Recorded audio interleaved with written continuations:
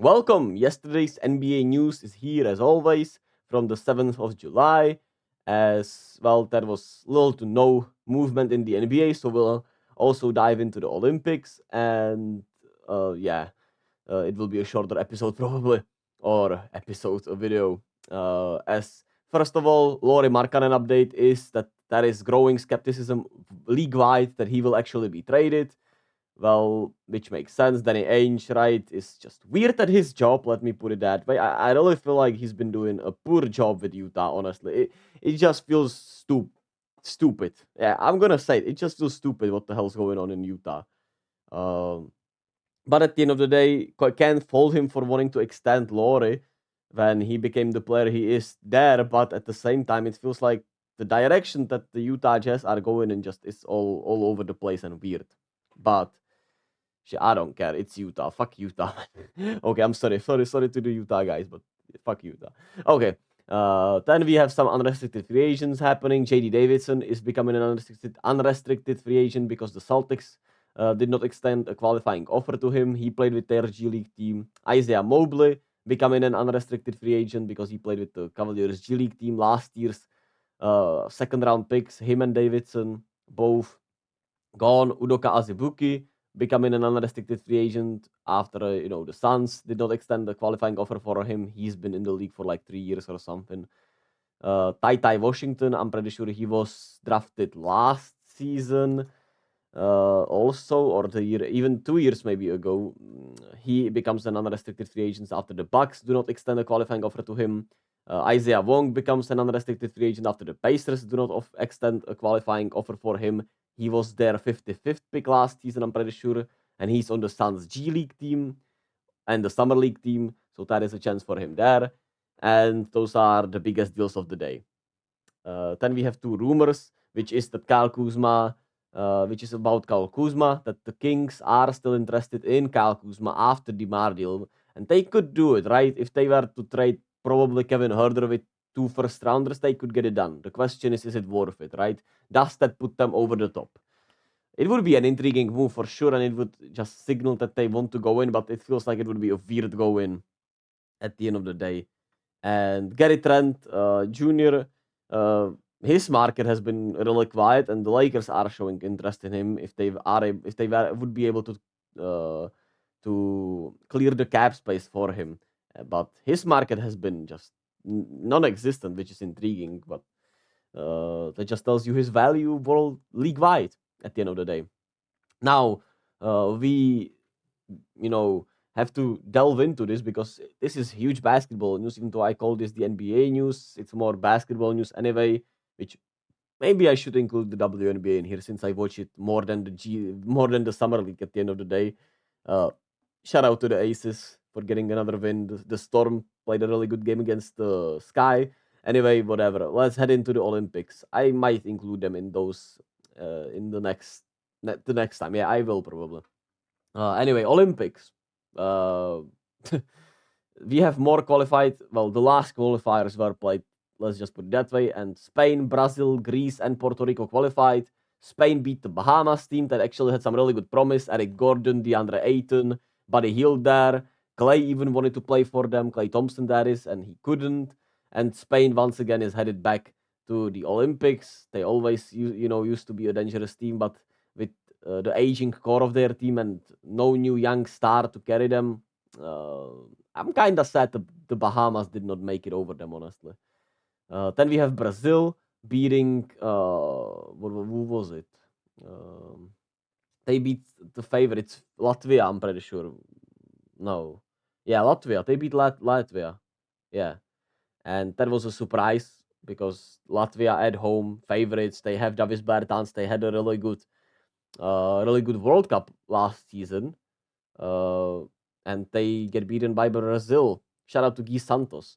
And that's cool. That's a cool story for Brazil. They blew them out. They make the Olympics. Then Greece with Giannis make the Olympics for the first time. They beat Luka in the qualifiers the day prior. Then they win today or yesterday. And they are headed to the Olympics. And Puerto Rico beats Lithuania, which is a really big surprise for me, especially Domantas Sabonis, for example, was playing there.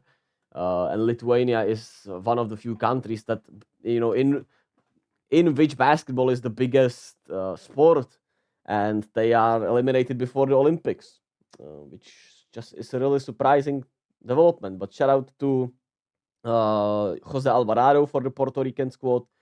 Trent Waters, I'm pretty sure, is there. And we'll be covering, or I'll be for sure talking about the Olympics once they start, because I'm excited for this basketball. I'm really excited for this basketball in the Olympics, as the groups are as follows. They were set and confirmed today after the qualifiers. Australia, Greece, Canada, and Spain in Group A. Really fun group, I would say. Canada probably the biggest favorite there, but Australia has obviously some really good NBA talent and talent overall, and some experience. Spain, obviously, we know about their experience, and Greece has Giannis. So this will be a really interesting group to watch. Who will make it out of there? Right now, my guess actually would be Canada and Greece. I'm gonna trust Giannis. I think Canada should be a lock, even though we never know, right? With experience, injuries, maybe Spain and Australia will be great. And I would not be surprised if either of these teams made it. But I would be surprised if Canada did not make it out of this group. That would be for sure a surprise. Group B is France, Germany, Japan, and Brazil. To me, this is simply easy. France and Germany to move on. France will be looking really scary with Wemby and Rudy and the FIBA rules. So I'm really excited to see them play, actually. I'm really excited to see them play. In Germany, obviously, had a really good World Cup. They've won the World Cup, actually, right? Or am I tripping? But we have Franz Wagner, Mo Wagner, some other good players in there that I just blanked on. Dennis Schroeder is in there, obviously. I'm pretty sure somebody else also, but it is what it is, right? They are a dangerous team nonetheless. Japan and Brazil, we'll see how well they play, if they can surprise. But they obviously deserve their place there. And Group C, we have Serbia, South Sudan, Puerto Rico, and USA. Those are really intriguing, really intriguing teams at the end of the day. Um, pardon me.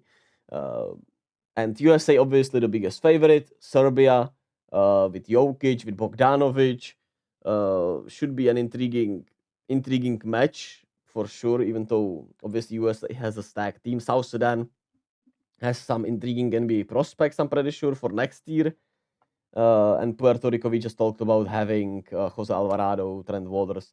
So there's that. And Kevin Durant was sidelined to start Team USA's training camp due to, what is it, groin, I think they said, or calf strain, something along these lines. So they'll be cautious with KD heading into the Olympics, because he obviously is a international god. So, hey, better be careful when you have so many good players in there, right? And as for the summer league, for some notable performances or picks that were in this year's draft, Kellel War continues to impress for the Miami team. 12 of 21 from the field, 26 points, 11 rebounds, 3 assists. Really good game for him, and he has impressed in the summer league so far in the California Classic. Dalton Knecht continues to struggle, but 3 of 13 from the field, 12 points, 2 rebounds, 1 assist, 2 steals, 17th pick for the Lakers, obviously, this year. But it doesn't matter, man. Remember Podziemski for the Warriors, who struggled. It's just good to get some reps in. And I think he'll obviously be a way better fit along NBA guys with his shooting, right, and his skill set than in the G League, where it's really different, right? And a lot of people are just fighting for their NBA lives and dreams at the end of the day. And Bronny James was out today due to some injury, but he should be playing on Wednesday. And there's that. Obviously, there were some other notable performances from some other guys, from some other drafted guys, but it's not that I don't care, but I don't think it's needed in this video today. And that's it. Still did it, so it's 10 minutes. Anyway, thank you all for listening, thank you all for watching, and I'll catch you all tomorrow with more news, hopefully.